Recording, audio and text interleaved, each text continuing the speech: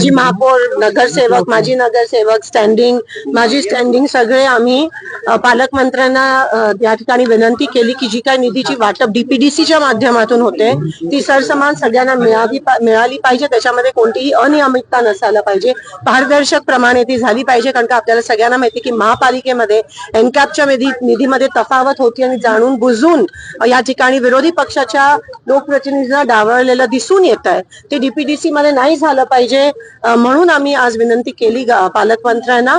आणि हा आमच्यावर होत नाही अन्याय, हा सोलापूरच्या लोकांवर होतो. कारण का आपण सगळेजण आपल्या वॉर्डात, आपल्या मतदारसंघात निधी मागत असतो आणि तसं जर झालं तर सोलापूरच्या लोकांवर, आमच्यावर विरोधी पक्षावर नाही पण सोलापूरच्या लोकांवर खूप मोठा अन्याय हा सत्ताधाऱ्यांकडून होताना दिसेल. आणि म्हणून त्यांनी ही गोष्ट संवेदनशीलपणाने घ्यावी आणि सगळ्यांना सरसकट निधी समान वाटप महानगरपालिका, जिल्हा परिषद आणि ग्रामपंचायत मध्ये व्हावे.